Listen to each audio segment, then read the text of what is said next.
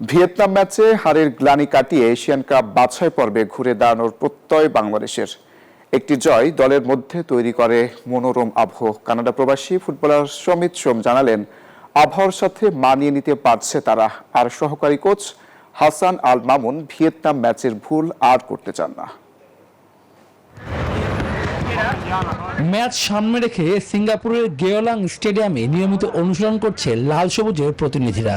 জয়ের আশায় মাঠে সর্বোচ্চটা উজাড় করে দিচ্ছে তারা। ফুটবলের সবুজ গালিচায় রাকিব ও তপুদের মিস করছেন মিডফিল্ডার সমিত সোম। ভিয়েতনামের বিপক্ষে হারের ক্ষত থেকে বের হতে পেরেছে তারা। এবার চাই শুধুই জয়। এখন একটু আশা হয়েছে, 2-3 দিন হয়েছে, এখন চালু হয়ে গেছি। সবার একটু মন খারাপ ছিল আগের ম্যাচ যেভাবে হয়েছে। এখন হলো নেক্সট ফোকাস হলো এই ম্যাচ। আর এখন স্পিরিটগুলো আবার উঠতেছে, সব সাপোর্টদের দেখতেছি। ওটার জন্য আমাদের একটু মুডটা লেফট হয়েছে যে আমরা হোপফুলি একটা ভালো পারফরমেন্স করতে পারি।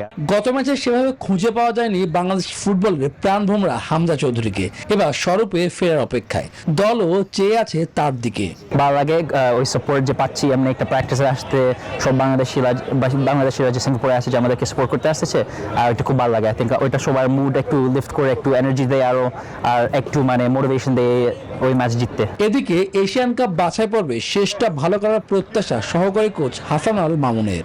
আমরা একটা ভালো প্রিপারেশন নিয়েছি ভিয়েতনামের সাথে, কারণ আমরা আমাদেরকে ব্যাটার অপোনেন্ট সাইডকে চ্যালেঞ্জ করতে চেয়েছি। সো আমরা এখন আমাদের আমাদের থেকে একটু ভালো তাদের সাথে কেমন করব সেটা হচ্ছে মূল চ্যালেঞ্জ। এবং এখানে চ্যালেঞ্জটা হচ্ছে আপনার আমাদের অ্যাটলিস্ট একটা জয় অবশ্যই আমাদের জন্য ভালো।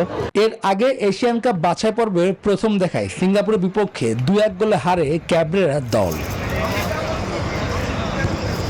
সুদেবনাথ, নিউজ 24।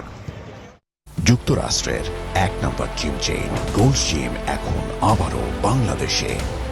বসুন্ধরা আবাসিক এলাকা ও বসুন্ধরা সিটি শপিং মলে